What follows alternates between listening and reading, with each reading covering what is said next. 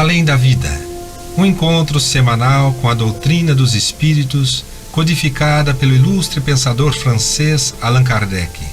Um momento de meditação, um momento de reflexão, um momento de luz. Além da vida, uma mensagem de esperança para um novo amanhecer. Todos os domingos, às 8h30 da manhã, aqui, na Rádio Londrina.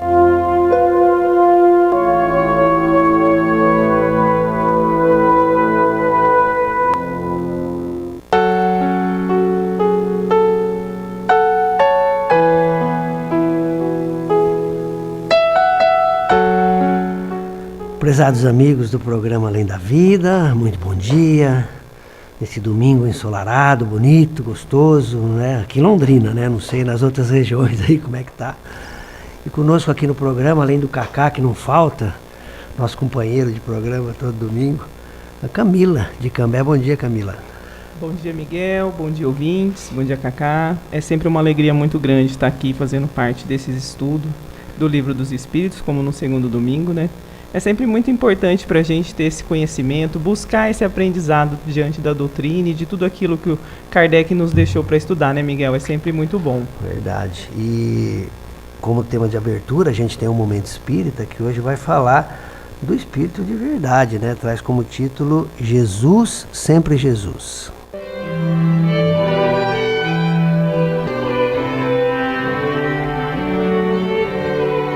Ante o panorama de tantas guerras entre os homens, ante a explosão estarrecedora da violência e dos injustificáveis atentados à vida humana, supliquei ao Mestre amado: Senhor Jesus, nunca a terra precisou tanto do teu respaldo sagrado, de tua mão misericordiosa, de teus cuidados. A humanidade sofrida clama por piedade, à medida que a onda truculenta do mal invade as praias de nossas benditas esperanças. O coração do homem de bem sangra, seus olhos derramam lágrimas amargas, e a mente te busca num pedido de socorro, de luz que venha clarear o caminho. Senhor Jesus, os homens de bem se veem tão desarvorados frente a tantas amarguras e atos revoltantes. Maldade e ganância dos inconsequentes chega a extremos inconcebíveis. São tantas as vulgaridades querendo ser eleitas como justas e aceitáveis. Tão grande a hipocrisia dos mandatários terrenos. Tão enganadoras as ilusões que os move nessa bancarrota sem limites. Tanta avidez em subverter valores sedimentados. Tantas mentiras querendo posar de verdades supremas. Tanta dor, tanto sofrimento, tanta desilusão na alma dos que ainda titubeiam na busca da verdade.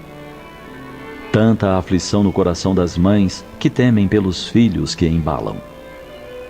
Então silenciei, meditei, ponderei. E dei-me conta de que o Mestre tudo isso previu e deixou a rota segura para quem o buscasse. Dirigi-me à biblioteca e busquei o roteiro bendito que ele nos legou. Uma vez mais, mergulhei a mente na leitura do Evangelho de Luz, encontrando ali o meio de acalmar essa agonia que nos invade nestes momentos de dores superlativas na face da terra. Encontrei a primeira gota de consolo ao me deparar com o seu convite. Vinde a mim todos vós que estáis aflitos e sobrecarregados, que eu vos aliviarei, pois é suave o meu jugo e leve o meu fardo. Em seguida constatei que as bem-aventuranças por ele anunciadas renovam nossas esperanças, acalmando nossos corações, nos ajudando a resistir ao mal e nos fazendo instrumentos de sua vontade. Bem-aventurados os que choram, pois que serão consolados. Bem-aventurados os famintos e sequiosos de justiça, pois que serão saciados. Bem-aventurados os que sofrem perseguição pela justiça, pois que deles é o reino dos céus. E nos elucida ainda mais, ao nos convidar a mantermos puros os nossos corações, a sermos brandos e pacíficos, nos conclamando a misericórdia para com todos. Esclarece-nos que devemos perdoar para sermos perdoados. Mais, a perdoar 70 vezes 7 vezes cada ofensa recebida, e que esse perdão precisa ser um ato do coração. Também que perdoar aos inimigos é obter perdão para si próprio, pois quem de nós dele não necessita? Ensina-nos a sermos indulgentes, porque a indulgência atrai, acalma, ergue, ao passo que o rigor desanima, afasta, irrita. E, finalmente, salienta a necessidade de amarmos ao próximo como a nós mesmos, estabelecendo que esse é o mandamento maior.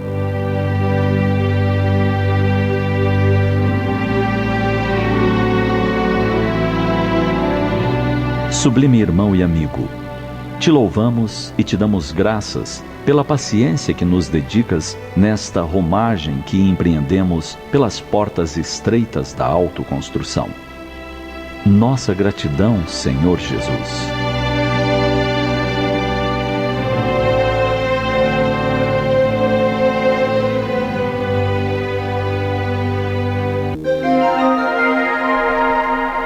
Os textos do Momento Espírita estão à sua disposição na internet. É só acessar momento.com.br.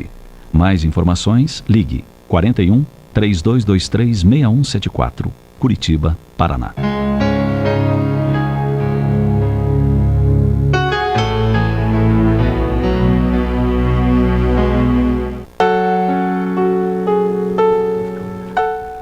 Tá aí, pessoal, a nossa mensagem de hoje do Momento Espírita. Esses textos muito bem preparados pela Federação Espírita do Paraná há mais de 20 anos, que percorrem o mundo, né, levando palavras de consolo, de fortalecimento, de bom ânimo, claro, com toda a fundamentação que o Espiritismo nos dá, né? Interessante, Camila, né, que vem falar da nossa realidade, né, da dificuldade que a gente observa hoje no nosso planeta, na nossa vida, né? Bem relacionado com o tema que a gente escolheu hoje, né, para conversar com os amigos rádio ouvintes. Mas é isso, né? E o tema que intitula esse Momento Espírita, Jesus, Sempre Jesus, é o que nós não devemos perder de vista, né? Porque apesar de todos esses momentos difíceis, né, das amarguras, dos sofrimentos, sejam eles físicos ou morais, nós temos que nos amparar no Evangelho do Cristo, né? É isso aí, né, Miguel? A gente ouviu aqui os exemplos, e se a gente pegar o que foi falado ali no Momento Espírita, principalmente a parte das bem-aventuranças, né? Onde o Cristo traz ali pra gente um roteiro perfeito, que se a gente seguir, a gente vai encontrar a nossa felicidade, o nosso melhor. Então, quando a gente observa ali tudo que ele deixou, se a gente pegar todo o Evangelho, tudo aquilo que ele passou e exemplificou para a gente, se tudo isso fosse perdido pela humanidade, só sobrasse as bem-aventuranças, ainda assim a gente ia ter um roteiro para a nossa felicidade. Que é o que ele falou, ali Jesus foi ali o mestre maior mesmo, falando para nós, olha, se a gente seguir este caminho, a gente vai encontrar o consolo, a paz, a serenidade para a gente conseguir viver aqui na Terra, né, Miguel? Então, se a gente observa, por que Jesus, sempre Jesus? Porque é Ele que vem, fala que a gente vai ter os momentos de dificuldade, mas Ele vem e fala, se estiveres comigo, eu vos aliviarei. Então, Ele fala ali o caminho que a gente vai passar pelas pedras, mas que a gente tem um amparo ali, tem a confiança do irmão maior, né? É bacana isso, né? É verdade. Tem uma passagem lá nesse seriado The Chosen, né, que está fazendo sucesso tremendo, e Os Escolhidos, né, que a gente sempre tem recomendado aqui no programa, está na Netflix, está na internet, está no próprio site do The Chosen, né? E tem um momento ali de Simão e Jesus, né? Um dos momentos que Simão Pedro, ele vacila, né, na fé dele, mas continua seguindo Jesus assim, e eles estão abraçados no barco assim, e Jesus diz para Simão rogando para que Jesus nunca o abandone, nunca o deixe, nunca o largue, né? E ele fala assim, eu deixo as pessoas passar fome, mas eu as alimento, né? Então é nessas situações, pessoal, que nós vamos aprender, né? Então o Espiritismo e essas doutrinas espiritualistas, né, que conduzem as pessoas ao bem, elas dizem que nós não estamos isentos das dificuldades, dos problemas, porque nós acreditamos, por exemplo, em Deus, na imortalidade, na reencarnação, não. Só que nós passamos melhor por essas situações, né? E aí fica mais fácil retornar ao Cristo, né? Quando ele fala, vinde a mim, então a gente não precisa recorrer porque a gente está com ele, né? Então essa é a ideia. A gente comentava aqui antes, né, quando estava ouvindo a mensagem, né, que o maior capítulo que tem no Evangelho segundo o Espiritismo, que é uma das obras básicas, né, Camila, é o capítulo 5º dessa obra, desse livro escrito por Kardec em 1864, que é Bem-aventurados os aflitos. Só que as bem-aventuranças, elas falam dos que choram, elas falam dos que têm sede de justiça, né, dos que são famintos. Claro, a palavra aflito, aflição, ela sintetiza ou resume todas essas condições de desconforto, de desequilíbrio, né? E é o maior capítulo do Evangelho, assim, claro, para espíritos inferiores, imperfeitos como a gente, tem que ser. Quanto mais explicar, melhor. Daí a Camila comentava assim, claro, né? Ele é o capítulo 5º, depois do capítulo 5º vem o quê? O capítulo 6º, que é o Cristo Consolador, né? Então, Kardec é impecável, né? Até nisso. Ele vem aí e fala tudo que a gente vai sofrer, mas ele fala, busque o Cristo, que é ele que vai te dar o consolo. E aí ele começa depois falando das outras bem-aventuranças, depois do Cristo Consolador. Então, pessoal, nos impressiona, e a gente compartilha com os amigos que estão estudando sempre com a gente no programa, essa organização didática de Kardec, né? Ele coloca o Evangelho, os primeiros 4 capítulos, dando a fundamentação da pluralidade, dos mundos habitados, né? De não mudança da lei, que a lei divina é eterna, né? Imutável. Aí depois ele entra nos bem-aventurados os aflitos. Então, prestemos atenção nessas dicas, né, que a espiritualidade vem dar para a gente, para que a gente viva melhor na Terra, né, Camila? Ah, com certeza, né? E ele é certeiro, né? Ele fez isso de maneira proposital. Ele, como grande professor e mestre que ele era, Kardec traz todo o sentido. Ele explica ali, vem ali mostrar para cada um de nós, né? Vamos seguir o caminho que o Cristo está com a gente, e foi provado pelos espíritos aqui que me auxiliaram que esse é o rumo certo a seguir, né, Miguel? Exatamente, exatamente. E no segundo domingo, pessoal, nós temos estudado essa obra básica, a obra fundamental, que é o Livro dos Espíritos, né? Sempre recordando que nela contém toda a doutrina espírita. É claro que foi o primeiro material que Kardec lança em 1857, no dia 18 de abril, lá em Paris, né? E depois do lançamento do Livro dos Espíritos, claro, precisava desenvolver a doutrina, esclarecer, aprofundar mais. E isso Kardec o faz não só nos 4 livros que saíram das 4 partes, né, Camila? O próprio Livro dos Médiuns, o Evangelho, o Céu e o Inferno, que a gente vai comentar alguma coisa hoje aqui, né, que trata da justiça divina, e a Gênese, que foi o último, mas toda a revista espírita que Kardec publica mensalmente, de 1858 até 1869, e mais outros materiais.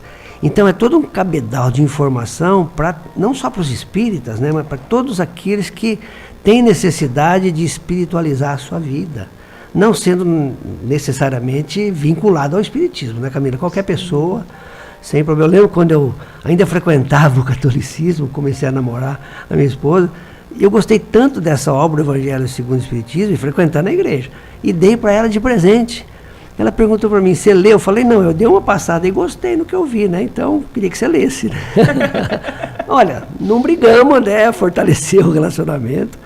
Então, são materiais assim que a gente pode compartilhar com pessoas que de outras crenças, sem problema, porque a verdade, ela é universal. E a gente gostaria de começar agora o estudo da última parte do Livro dos Espíritos, intitulada Das Esperanças e Consolações. Nós comentamos, né, que o Livro dos Espíritos tem 4 partes. A primeira, das causas primárias, que Kardec vai desenvolver no último livro que ele publica, a Gênese, em 1868.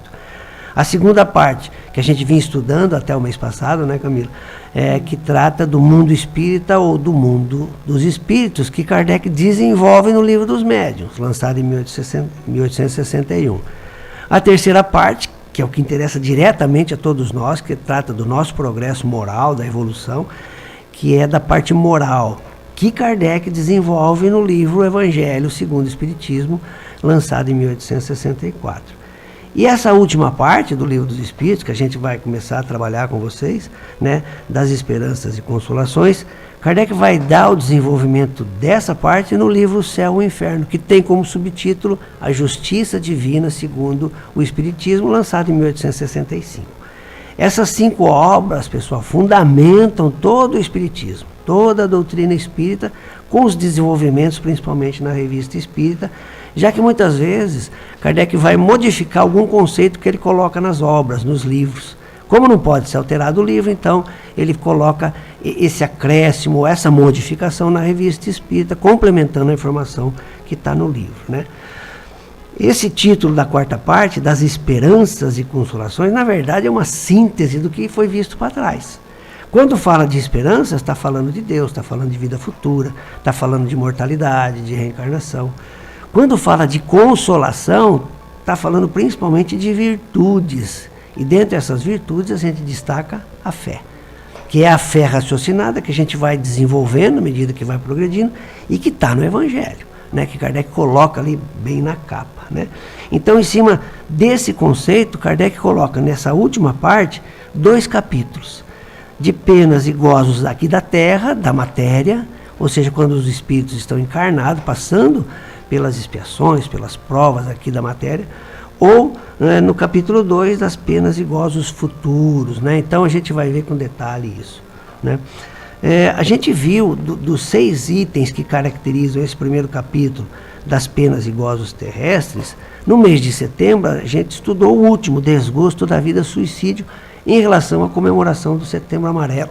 A comemoração não, a lembrança, né? A gente não comemora a prevenção do suicídio, pelo contrário, a gente estuda, analisa para poder entender melhor o que é esse ato que a pessoa toma, né, tirando a vida, jogando tudo assim fora, o que a gente tem discutido aqui, que é vida futura e coisa e tal, né? Então nós trabalhamos lá desgosto da vida e suicídio, que foram várias questões, a começar na questão 943, onde Kardec discute isso, o valor que tem a vida, a encarnação, mesmo com essas dificuldades, né?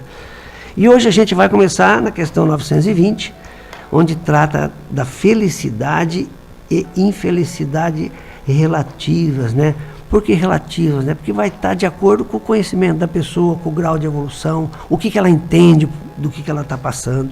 Então, muitas vezes uma pessoa está sofrendo, né? Seja alguns males do corpo ou morais, muito fortes, mas pelo entendimento dela passa bem, né, Camila? Enquanto que outras são infelizes com pequenas coisas que acontecem na vida, esquecendo que a vida é uma coisa muito maior, né? Relativo ao ser humano encarnado, né? A gente aqui na Terra que veio, a questão, vou deixar para a questão aqui, o que o Kardec traz, né? Senão a gente já dá o spoiler, né? Que o porquê desse relativo, né? É verdade. Então, na questão 920, que dá início a essa discussão, Kardec pergunta aos espíritos superiores, e ele também como espírito superior, né? Por que Kardec seria um espírito superior dentro da escala espírita que nós conhecemos, né? Que tem os inferiores, os bons espíritos, que são de segunda ordem, já considerados superiores, e os espíritos puros, onde está Jesus, né? Por que Kardec é o espírito superior? Porque o mentor dele é o próprio Cristo, né? O espírito de verdade, é o Jesus. Então, por essa analogia, a gente entende que Kardec é um espírito de segunda ordem, um bom espírito, já um acúmulo muito grande de virtudes, mas ainda com necessidade de reencarnação, né? Porque tem que arrumar algumas coisinhas. A gente vai ver, né, que a reencarnação vem aqui para dar aquela ajuda para o espírito na evolução dele. É algo que ele precisa ali aprender e que a gente já aprendeu, né, nas questões anteriores, que a gente aprende como? Encarnado. A gente tem que sofrer aqui na Terra para conseguir esse aprendizado. Não é só o sofrimento, mas a gente aprende mais se a gente vivenciar tudo aquilo que a gente precisa para aprender, né, Miguel? Verdade. Então, ó, esse capítulo primeiro que fala das penas e dos gozos terrestres, penas a gente entende, pessoal, e a doutrina, ela vai muito nisso, né, nas expiações. O que são as expiações? Está relacionado com o nosso passado, com as outras existências, né? Aquilo que a gente fez de errado, ou fez mal feito, né, Camila? Que a gente tem, que agora dá uma consertada. E também das provas. O que são provas? Provas é aquilo que a gente já consertou, mas vê se realmente É consertou. testado, né? Como é que a gente faz na Exatamente. escola? A gente aprendeu uma matéria. E como é que é testado? Vem a Sim. prova para ver se você aprendeu ou não. Tem gente que fica nervoso na hora da prova e aí não dá Estraga certo. tudo. É a gente aqui na vida também, encarnado, né? Mas essa é uma prova diferente, porque os juízes, os professores estão no plano espiritual. E Tô eles, vendo ali todos os momentos. sem problema, olha que beleza, né? A gente muitas vezes tenta aplicar a nossa justiça aqui da Terra. Mas não é na bem-aventurança Não. fala, né? Que a gente tem sede de justiça, mas a gente quer o por agora, mas a gente não entende o que tem por detrás, né? Sim. Quando ele fala, quando Cristo trouxe aquela parte, não é que a gente vai fazer a justiça com as próprias mãos, a gente tem que confiar na justiça de Deus. Exatamente. E ele nunca vai errar com a gente. Essa não falha nunca, Nunca. é verdade. E quando fala dos gozos, pessoal, a gente pode entender de várias maneiras, e eu entendo que de que forma a gente vai passar por essas expiações e essas provas, né? A gente pode estar numa dificuldade, a gente pode estar tranquilo, pode estar sereno. Por quê? Porque a gente está entendendo o processo e está vivendo aquilo, está aprendendo, está tirando frutos, né? Construindo um futuro melhor. Então, esse título que Kardec dá é muito, muito didático para isso que nós vamos estudar agora. Na questão 920, Kardec pergunta: pode o homem aqui no sentido de espírito encarnado, seja ele sexo masculino ou feminino, gozar de completa felicidade na Terra? E aí então os espíritos vêm e respondem para Kardec: não, uma vez que a vida lhe foi dada como prova ou expiação, mas depende dele amenizar seus males e ser tão feliz quanto se pode ser sobre a terra.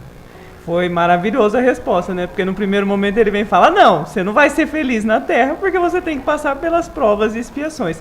Mas veio um mas, né? Pra você ver a sabedoria dos espíritos.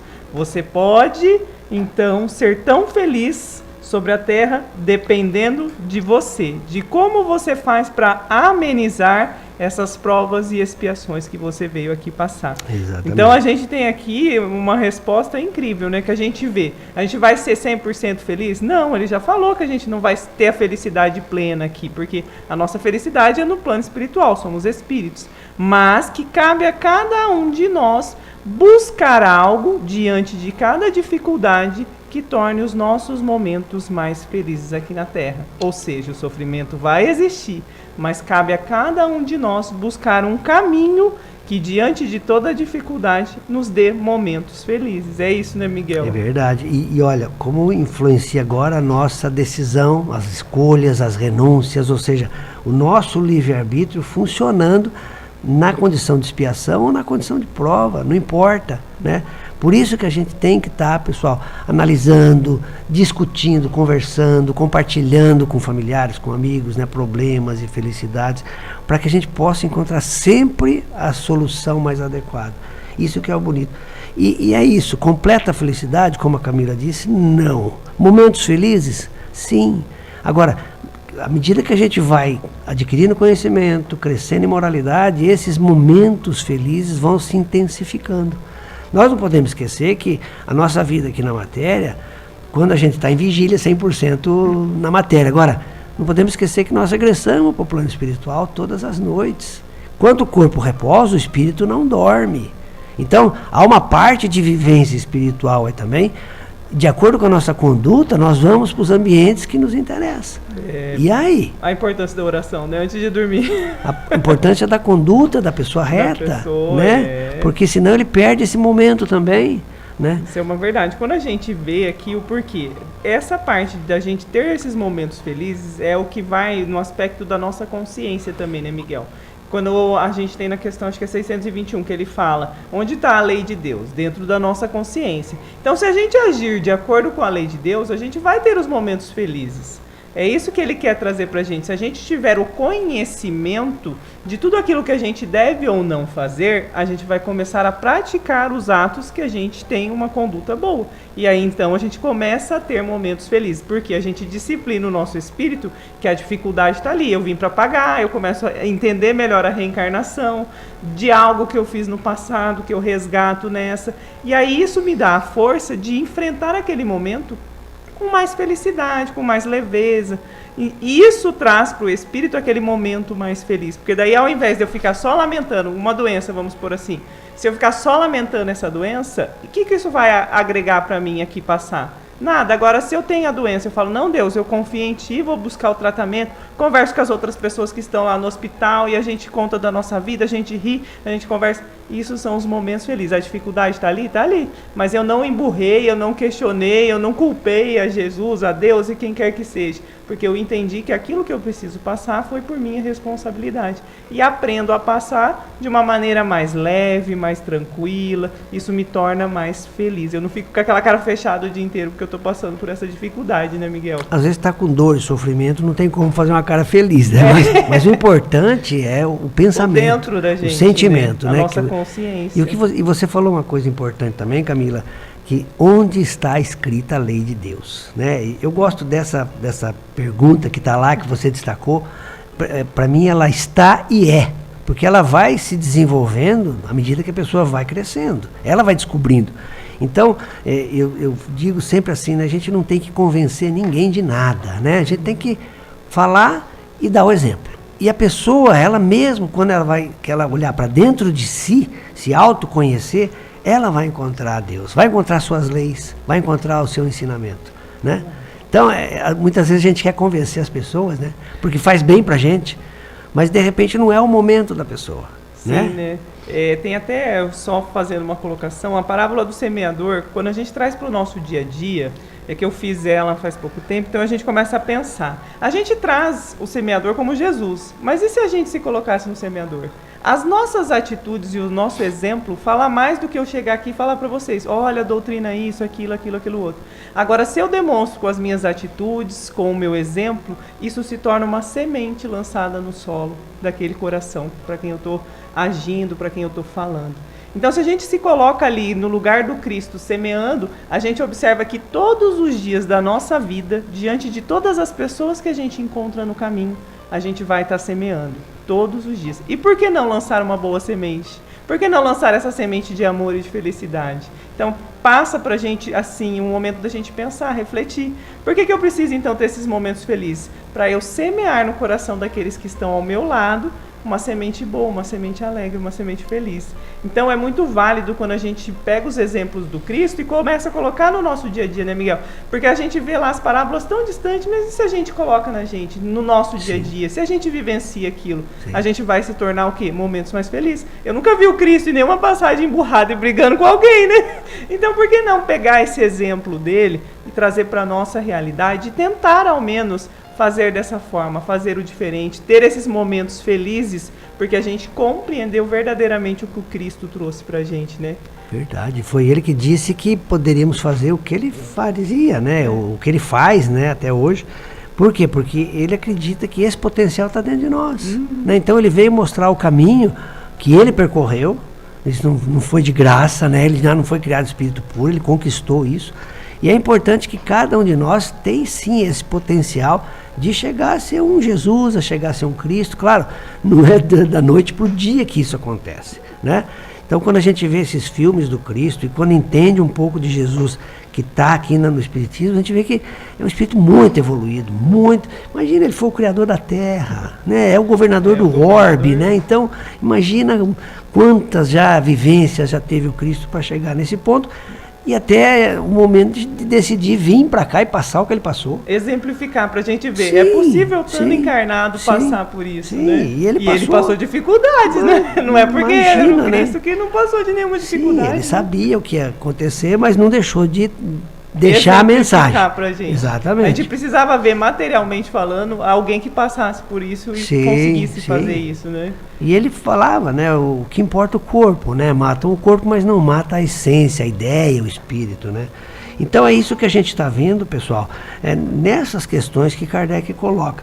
Na 921, Kardec pergunta: concebe-se que o homem será feliz na Terra quando a humanidade estiver transformada? Olha, Kardec começa com uma afirmação. Então a gente entende, claro, né? Quanto mais espíritos evoluídos aqui estiverem, melhor vai ser, né? A humanidade, assim, como um todo, vai estar transformada. Aí vem a pergunta: mas enquanto isso não se verifica, poderá conseguir uma felicidade relativa? E os espíritos então respondem a Kardec, né? O mais frequentemente, o homem é o artífice de sua própria infelicidade. Ou seja, ele já falou aqui, né? Quem que causa infelicidade na Terra é ele mesmo. Mas eles ainda continuam. Praticando a lei de Deus, ele se poupa de muitos males e se proporciona uma felicidade tão grande quanto o comporta sua existência grosseira. Ou seja, né, Miguel, aqui ele foi sensacional, né? Porque o que acontece? O homem é ele mesmo que cria a sua infelicidade. São as suas atitudes, as suas ações aqui no decorrer, estando encarnado, é que vão criar essa infelicidade. E quando ele faz aquela observação de que, então se a Terra tem que estar transformada e todo mundo ser bom para a gente ter a felicidade, por que eu não consigo, né? Vamos fazer rápido isso, né? Vamos mudar todo mundo ou tirar esses espíritos que estão atrapalhando aqui para a gente todo mundo ser feliz? E não é isso, ele fala que a gente vem aqui para aprender, para evoluir. No momento realmente que a Terra estiver ali, passando pela sua transformação e chegar naquele patamar, os espíritos evoluídos que aqui a gente tem, vai ser um ambiente mais feliz, vai ser um ambiente mais calmo, mais tranquilo.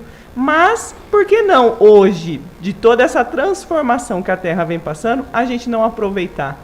E a gente se modificar, cada espírito que aqui está, conseguir passar de uma maneira mais leve, modificando e tentando ser feliz. Cabe a cada um de nós as nossas atitudes para melhoria, não só nossa, mas da Terra também, né? Do ambiente em que a gente está. Sim, porque são as ações pontuais que vão fazer com que o todo se beneficie, né? Então, se muda um, muda outro, vai mudando assim a família, né? Se várias pessoas da família mudam, a família muda. Muda, né? Agora, se não adianta querer mudar a família se os componentes dela não estão acomodados, não querem saber, né? Querem desfrutar das coisas materiais. É interessante essas coisas que a gente observa, e sem esquecer, né, a gente comentou da escala espírita, que Kardec dá de maneira orientativa para que a gente possa situar os nossos sentimentos. Tem um parâmetro ali, né, pra gente ver. Então ele coloca 3 ordens ali, inferiores, bons e puros, né? Então Jesus é o puro, vamos dizer Kardec e Madre Teresa, Chico estão mais elevados, e a gente está na última ordem, sem problema. Porque a gente está buscando, né? Sim. Quando ele fala dos mundos, isso está lá no Evangelho, né? Ele começa com mundos primitivos, né? Destinados às primeiras encarnações. Depois do mundo primitivo, vem o mundo de provas e expiação. E há um entendimento, né, que a Terra sofreu essa mudança com a vinda do Cristo. Com a vinda de Jesus, ele deixou de ser um mundo primitivo e passou a ser um mundo de provas e expiação. Olha que interessante. Então o Cristo vem assinalar uma mudança de época e de era, de entendimento, né? E agora a gente está caminhando para qual? Mundo de regeneração. Estamos caminhando. Ainda continua a ser um mundo de provas e expiações. O sofrimento vai estar aí ainda. Então, nós estamos... A Terra, claro, ela vai mudar à medida que os espíritos que encarnarem aqui forem melhores. Porque o que dá característica ao mundo é os espíritos que ali estão vivendo, né? A matéria, ela vai sofrer essas transformações que a gente observa, esses terremotos, né, essas coisas, climáticos, né? Aqui no Brasil a gente é feliz e infeliz ao mesmo tempo, né? Porque se acorda de manhã, está frio, meio-dia está um fervo, daqui a pouco chove, coisa que você não vê na Europa e nos Estados Unidos, por exemplo, mas lá eles têm outros problemas, olha agora, furacão. Então, a gente às vezes não tem que pensar com carinho antes de reclamar, né? Que às vezes a gente está numa condição boa e ficar quietinho para não ter coisa pior, né? Mas tem coisas que são aqui do planeta Terra, que a gente vai ter que suportar. Por isso que a gente está encarnado aqui, vai ter que suportar essas condições. Kardec vai fazer um comentário, né, a essa transformação da humanidade, essa felicidade relativa, a essa pergunta. Não é todas as perguntas que Kardec faz comentário. Algumas ele acredita que precisa um esclarecimento melhor. Ele diz assim, ó, eu vou ler um parágrafo, Camila lê outro. Agora é Kardec falando. A resposta que a Camila leu são dos espíritos superiores, né? Principalmente Santo Agostinho, né, que participaram ali, São Luís, que participaram da coordenação das respostas. Kardec diz assim, ó, aquele que se acha bem compenetrado de seu destino futuro, não vê na vida corporal, aqui na matéria, mais do que uma estação temporária, como parada momentânea em péssima hospedaria. Gente, no meu aqui tá péssima hospedaria. Como é que tá no teu livro? Em aí? má hospedaria. Má hospedaria. Gente, o que a gente faz num lugar que não dá... Imagina. A gente nem dorme parado no direito, quarto, né? Imagina, você vai dormir, né? Não prega o olho nunca. É isso, né? Então, a gente fica o necessário, né? Vai dormir mais tarde, acorda mais cedo. Ele diz ainda, facilmente se consola de alguns aborrecimentos passageiros de uma viagem, que o levará a tanto melhor posição, quanto melhor tenha cuidado dos preparativos para empreendê-la. Somos punidos, desde esta vida, pelas infrações às leis da existência corporal, pelos males que são a consequência dessas infrações e de nossos próprios excessos. Se remontarmos gradativamente à origem do que chamamos nossas infelicidades terrestres, nós as veremos, na maioria, serem a consequência de um primeiro desvio do caminho reto. Por este desvio, entramos num mau caminho e, de consequência em consequência, caímos na infelicidade. Tá aí, ó. A gente volta naquele convite do Cristo, do vinde a mim. Toda vez, não só nós, mas qualquer pessoa que se afasta, o que é o caminho reto? É o caminho que conduz a Deus através das leis divinas, né?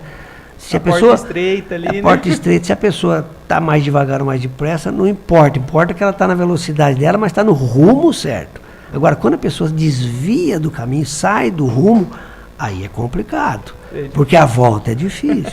É o que ele fala aqui, vamos colocar no exemplo, a gente está no meio da viagem, só tinha esse hotel, eu tive que parar lá, vou dormir rapidinho aqui para continuar o trecho, mas a estrada tá ruim, tá chovendo, e o que eu faço, né? Vou ter que voltar, daí eu faço o quê? Vou pegar um atalho, eu tô esperto, vou sair por aqui, e a gente desvia esse caminho. Aí o GPS briga com a gente, recalcula a rota, fala, não, olha, a gente precisa chegar lá no nosso ponto final.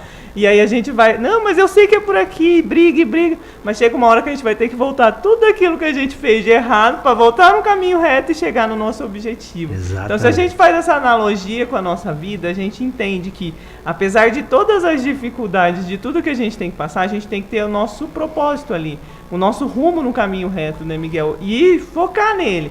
A gente pode estar rápido ou devagar, a gente pode desviar e voltar, mas a gente tem que ter ali a noção de que a gente está fazendo e vai buscar essa melhoria para chegar aonde o Jesus propôs, a esse caminho do bem a Deus, Sim. que ele fala que a gente vai chegar no plano superior, no plano espiritual, se a gente praticar aquilo que ele aqui nos deixou. E essa caracterização, essa expressão de má hospedaria no seu, né, Camila? Uhum. E no meu tá péssima hospedaria. Péssima para mim é pior que má ainda, né? É de Kardec, pessoal. Então, vamos imaginar o que nos espera no plano espiritual. Né? Se aqui é uma péssima hospedaria, né? Então, para quê? Para a gente suportar com resignação, com bom ânimo, essas dificuldades naturais. Mas você vai falar assim, né, Camila? Mas tem pessoas que a vida tá belezinha. Parece tá indo que tá lindo, um mar né? de rosas e tal. Mas cuidado, uma hora a coisa cobrança muda. vem, né? Vem, porque nós estamos aqui para aprender, né? Não estamos aqui de férias, estamos aqui para ajudar, né? Às vezes a pessoa não faz nenhum trabalho voluntário, né? Não ajuda ninguém, não fala com ninguém, mas a vida dela tá boa, tá bem financeiramente, tá bem de saúde, família e tal, mas e o resto? E os irmãos? A gente vê ali Né? por fora, materialmente falando, né, Miguel? Então. A gente acha que dinheiro, ter saúde, tá bem, é que a pessoa tá no céu, tá na maravilha aqui na Sim. Terra. E muitas vezes não é, porque se ela não estiver aprendendo o que realmente é válido para o seu espírito, o que ela vai levar, é como se a gente estivesse nessa viagem aqui que ele fala, fazendo a nossa bagagem. O que a gente colocou nela? Sim. A hora que a gente chegar nessa hospedaria e dentro da mala não tiver uma escova de dente, um pijama, um nada, o que a gente vai fazer? Não tem nada para Sim. fazer. E aí a gente vai ter que voltar com o rabinho abanando, fazer a mala de novo até a gente conseguir entender que as coisas que o nosso espírito aqui aprende, compreende, melhora e progride, é o que a gente vai levar no nosso objetivo final dessa Exato. viagem. Né? E a gente começa a entender, né, Camila, que a nossa família espiritual é muito grande, né? Mas comecemos com a nossa família carnal, consanguínea aqui. Imagina você viajar de férias pra praia, tal, com sua família, com seu marido, né? E a Carol não tá bem. Você vai conseguir? Tá passando por um momento difícil, tá passando por uma dificuldade. Ou o Maurinho, que é seu irmão, né? São os dois irmãos da Camila que eu conheço, né? Vocês têm mais. É só esses dois. Então, não que ela não vá, né? Mas A preocupação fica, será que vale a vou pena tentar eu ajudar, deixar eles aqui, se eu posso ajudar? Adio a viagem, posso adiar em outro momento, agora está precisando de mim. Então, como é que a gente vai estar? Empatia, né, Miguel? Pra gente parar e pensar E se fosse a gente no lugar da pessoa, né? Como é que a gente gostaria que a outra ajudasse, né? Então, a gente começa a pensar nessas coisas e aí a gente começa a viver melhor. Mesmo que a dificuldade não seja nossa. Mas a gente tenta ajudar. Só o esforço, dizem os espíritos, que a gente faz em tentar ajudar, em tentar colaborar, já vale muito. É como se a gente falasse assim para o nosso anjo da guarda: olha, eu estou belezinha, dá uma mão lá para Carol, dá uma mão lá para o Maurinho. Pode deixar eu aqui sofrer um pouquinho sem problema, que eu aguento, né? Eles estão precisando mais. A gente observa isso muito na mãe, né? A mãe tem essa atitude: eu tiraria a doença do meu filho e pegaria para mim, né?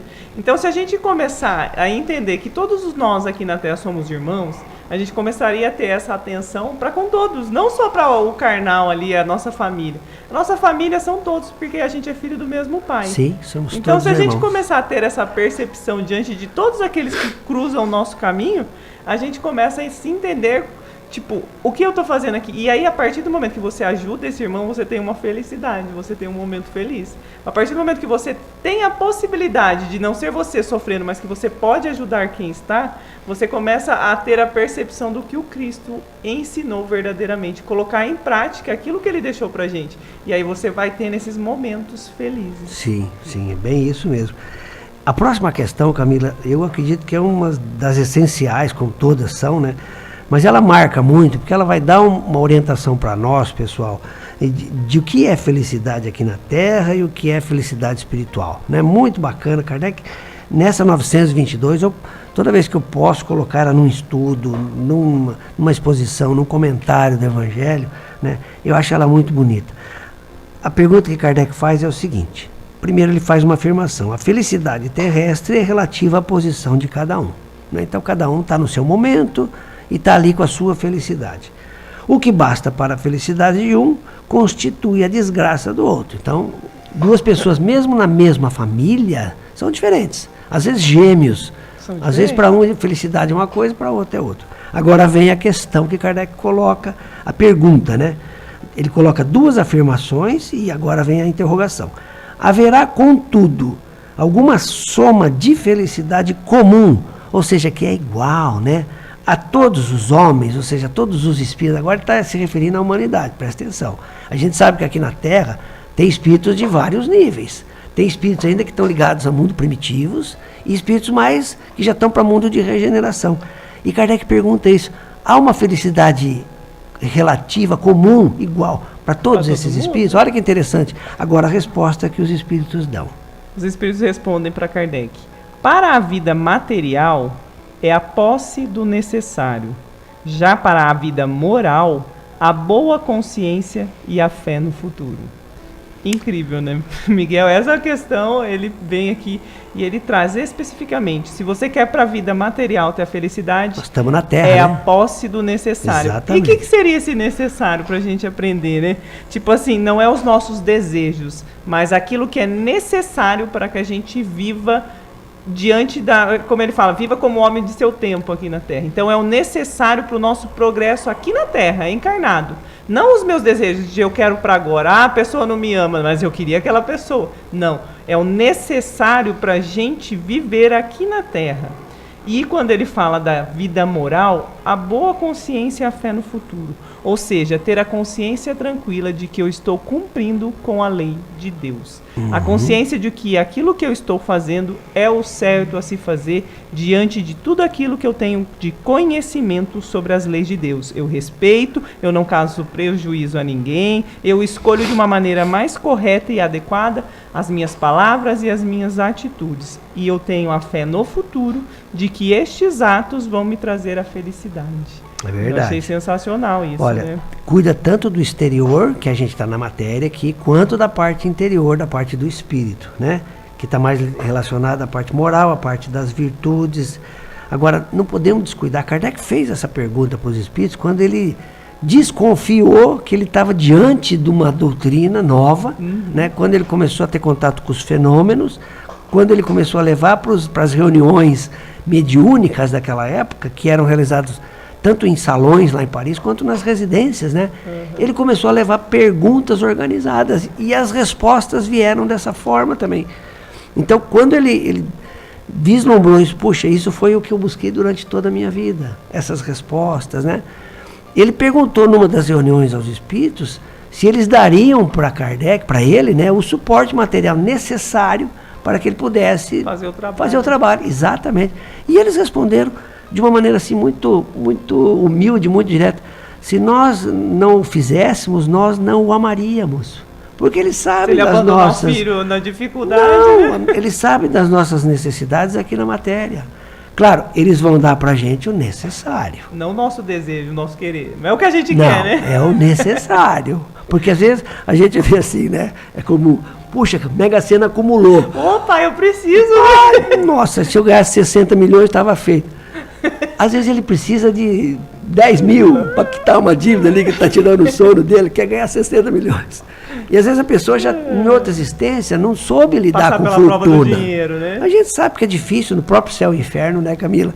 Tem lá relato de espíritos felizes que escolheram a prova da beleza e da riqueza depois de muitas existências de dificuldade.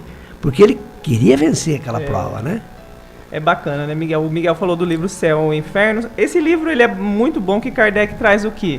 Ele vem aqui, explica o que é o céu, explica o que é o inferno, e ele traz aqui exemplos de espíritos que passaram pela Terra e desencarnaram. Ele faz a evocação desses espíritos e conversa com eles.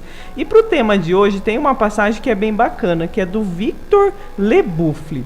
E ele fala, então, que era um jovem, que ele trabalhava no Porto de Havre e que ele morreu quando ele tinha a idade de 20 anos. Ele morava com a mãe dele, ele fazia o quê? Ele trabalhava e ele dava todo o dinheiro para a mãe dele não precisar trabalhar, ele cuidava da mãe dele, ele não tinha nenhum vício, não frequentava cabarés e ele sempre fazia tudo com muito amor. E ele morreu de uma doença. E aí conta aqui que na véspera da sua morte, ele pediu para a mãe ir para o quarto descansar, que ele também estava cansado e ia dormir. Então, naquele momento de penumbra, a mãe abre o olho e vê uma luz intensa adentrando o seu quarto. E a hora que essa luz vai se aproximando dela, ela reconhece o seu filho e entende, então, que ele desencarnou. E aí, quando Kardec faz essa evocação para esse espírito falar sobre o que ele passou, ele traz um parágrafo aqui que foi muito válido para tudo aquilo que a gente falou. Ele fala assim: desejáveis saber o que sou agora, bem feliz, bem feliz. Não conteis por nada os sofrimentos e a angústia, porque eles são a fonte de bênção e de felicidade do além-túmulo. Da felicidade. Não compreendeis o que esta palavra significa. Os felizes da terra estão tão longe daquilo que sentimos quando retornamos para o Senhor com uma consciência pura, com a confiança do servidor que cumpriu com o seu dever e que espera cheio de alegria a aprovação daquele que é tudo.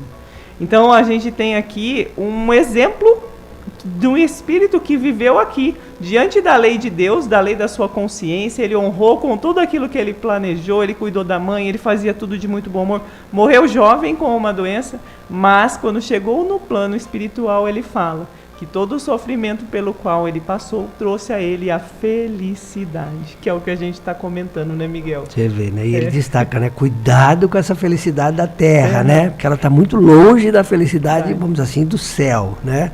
Que é o momento, a hora que ele acordou e estava no plano espiritual, ele fala, que felicidade! Sim. Você imagina. Então aqui a gente tem um exemplo maravilhoso de que a nossa consciência, a nossa conduta, né, nos leva a essa felicidade no plano espiritual. Só lembrando, pessoal, que esse livro que a Camila comentou, Céu e Inferno, né, a segunda parte dela são todos exemplos, menos o primeiro capítulo que fala do passamento, né, que é comum a todos ali, é um capítulo muito teórico, interessante. E aí depois ele começa com os exemplos. E o primeiro exemplo são os espíritos felizes. O segundo capítulo. Depois vem endurecidos, arrependidos e tal. Mas Kardec coloca ali os espíritos felizes de propósito, para a gente ver... É possível, né? Exato, mas olha o que eles passaram na Terra. Ninguém chegou na condição de espírito feliz sem sofrer. Sem sofrer, porque exatamente. O sofrimento é o aprendizado da gente, é necessário para cada um de nós, né? Tá aí, pessoal, a gente analisamos hoje bem superficialmente 3 questões, né, desse capítulo que fala dos gozos terrestres, né? Nós continuaremos com esse estudo no segundo domingo de cada mês, novembro, dezembro, né? Claro que em dezembro a gente vai falar um pouquinho mais do Cristo, né?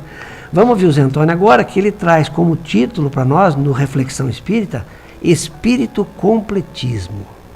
Olá, caros amigos. Hoje nós vamos fazer uma reflexão que para mim é muito interessante, porque eu tinha ouvido falar a primeira vez no termo completista numa conferência espírita em Curitiba no ano de 1993, 94, através de Divaldo Pereira Franco, quando ele comenta da desencarnação de Jerônimo Mendonça, que foi um grande amigo nosso, uma pessoa que aprendemos a admirar na doutrina espírita. Nunca me esqueço dos primeiros dias, quando o seu Hugo, nosso paizinho, diretor do jornal Imortal, um pilar do espiritismo aqui na nossa região, para não dizer do Brasil, o seu Hugo, uma pessoa de uma importância sem tamanho para toda a nossa região, ele que trazia os expositores, oradores mais conceituados do Brasil todo aqui para a nossa região, tanto que naquela época, 83, 84, 85, 90, os grandes expositores vinham pouco para Londrina, vinham muito para Cambé, uma cidade pequena, falavam no Harmonia Tênis Clube, e às vezes iam para Londrina. O próprio Divaldo falava sempre em Cambé. E depois que a federação encampou todo esse trabalho, a Federação do Paraná, o Divaldo Pereira Franco passou a vir para Londrina e às vezes para Cambé, mas mais para Londrina. E Jerônimo Mendonça era um dos convidados daquela época de seu Hugo, e ele ficava me alertando: doutor, você vai conhecer uma das pessoas mais importantes da sua vida. E eu não entendia por que o senhor falava isso, mas ele não me dizia quem era Jerônimo, só dizia que era mineiro de Tuiutaba. E qual foi minha surpresa o dia que Jerônimo chega numa Kombi, bastante antiga, abre-se a cama, a porta da Kombi, tira uma cama de hospital e uma pessoa deitada naquela maca de hospital, cega, tetraplégica, rindo e já sai fazendo brincadeiras lá de dentro, fazendo piadas suaves, bem alegres, alegrando ali o ambiente de todos, de maneira que as pessoas nem percebem que está saindo um enfermo daquela Kombi. E eu não sabia de quem se tratava, eu sabia que Jerônimo viria, mas eu não sabia que era ele que estava naquela maca, e era ele, Jerônimo Mendonça, o gigante deitado, conhecido no movimento espírita, porque ficou naquela maca 29, quase 30 anos, provavelmente 30 anos, porque quando eu o conheci em 88, ele já estava com 29 anos de maca. E conversando depois no convívio com Jerônimo, nós descobrimos que a doença dele foi muito interessante, porque ele tinha 17 anos, 18 anos de idade, quando ele começou a ter uma artrite reumatoide deformante, gravíssima, e que foi paralisando os joelhos e o quadril dele. E ele foi perdendo os movimentos. 5 anos depois, essa paralisia passou para os punhos, cotovelos e ombro, e ele foi perdendo o movimento dos braços. 5 anos depois, ele sempre brinca, ele fala: minha prestação foi certinha, de 5 em 5 anos, minha quitação de débitos. Aí foram para as válvulas cardíacas, foi para o músculo do coração. 5 anos depois, então de 5 em 5 anos, atingiu a vista e ficou cego. Então ele foi adoecendo paulatinamente e foi ficando paraplégico, tetraplégico, cardíaco, tinha anginas violentas, tinham que pôr um saco de areia de 10 quilos no peito dele e exordiu sublingual para ele suportar a dor, sem que ele comentasse com ninguém que estava em crise. E cego. Esse era Jerônimo, a pessoa mais otimista que eu conheci na vida. E ele conta que ele, quando começou, antes de começar a doença dele, ele perdeu a vozinha dele. E eles eram protestantes, e ele era da juventude evangélica, muito ativo, muito conhecido em Ituiutaba. E quando a vozinha dele faleceu, ela não era batizada na religião protestante dele. Ela era católica e nem frequentava, porque era idosa.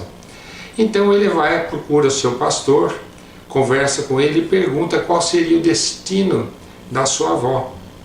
E o pastor diz: ó, Jerônimo, embora ela é conhecida uma das pessoas mais caridosas da nossa cidade, infelizmente ela não foi batizada, então ela não terá acesso aos reinos dos céus.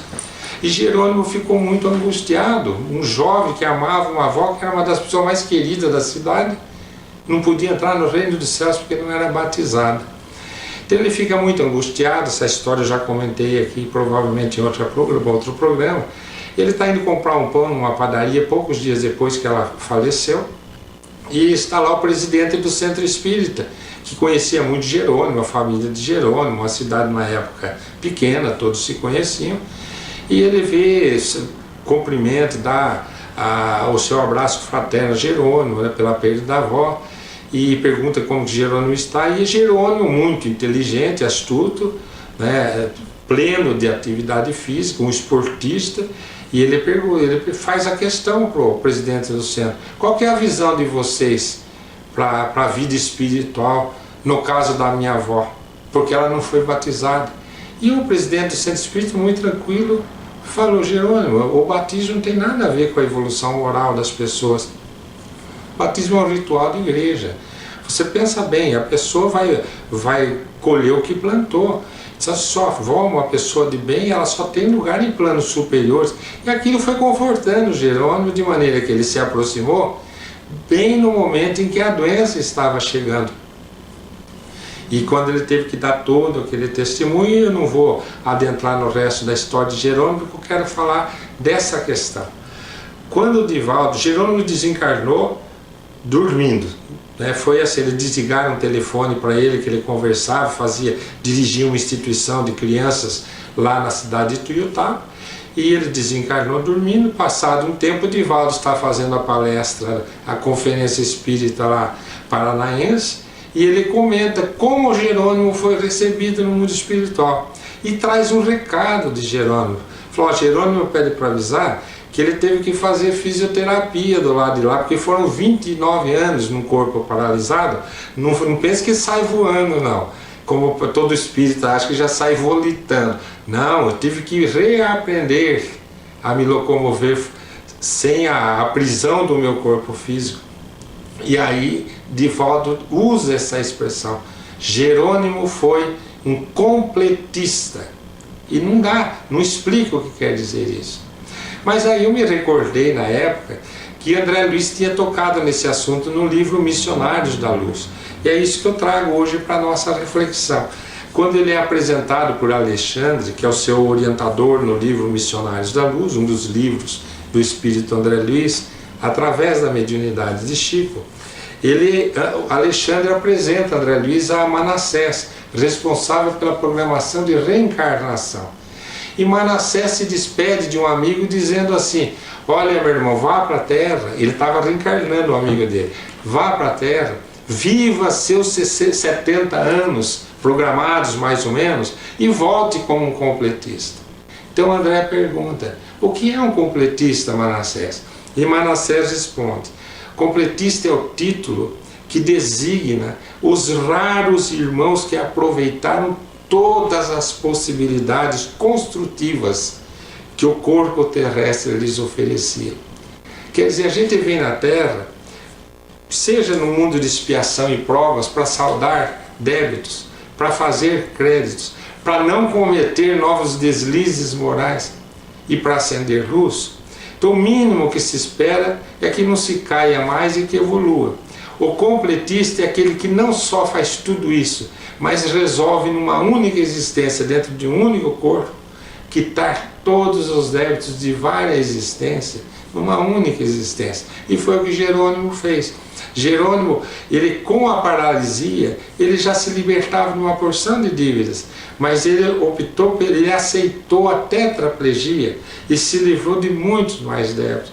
Mas ele quis também um coração lesionado, e foram muito mais sofrimentos que foram libertando de outros processos criminosos, porque foram vidas de líder, Ele foi o filho de Ciro, rei da Pérsia, Cambises. Ele mesmo escreve o livro chamado Asas da Liberdade, através de Célia Xavier, onde ele conta a história dele como Cambises. É muito complicado, só naquela existência quantos débitos ele fez. E a cegueira que ele aceitou.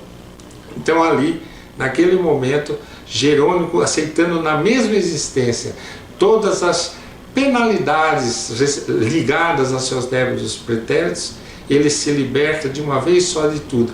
Não se comprometendo perante a lei, não cria novos débitos. E fazendo o que ele fez, trabalhando sem cessar na doutrina espírita, cristã, assim podemos dizer, não kardecista, cristã, ele acendeu luz por onde passou, aquecendo os corações daqueles que estávamos dormindo pelo caminho. Então ele foi um espírito completista. E essa é a definição e o exemplo do espírito completista. Um grande abraço a todos.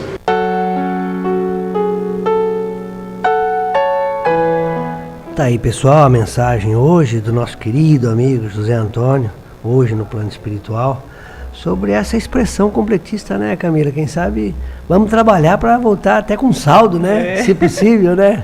Imagina que honra, né? Conseguir passar igual ele passou, né? Completar a missão de uma vez só seria sensacional, né? Tem esse livro da doutora Jane Martins Vilela, né? O Gigante Deitado, que conta a história do Jerônimo, fica aqui a nossa recomendação. E aí já passamos para nos despedir, terminando o programa de hoje, né, Camila? Isso, queria agradecer a atenção de todos vocês ouvintes que estiveram aqui com a gente durante mais esse estudo.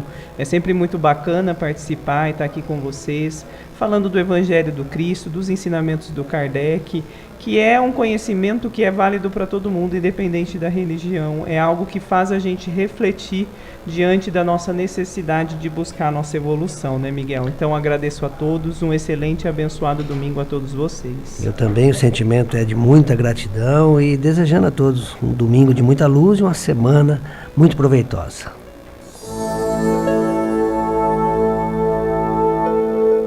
Além da vida, um encontro semanal com a doutrina dos espíritos, codificada pelo ilustre pensador francês Allan Kardec. Um momento de meditação, um momento de reflexão, um momento de luz. Além da vida, uma mensagem de esperança para um novo amanhecer. Todos os domingos, às 8h30 da manhã, aqui, na Rádio Londrina.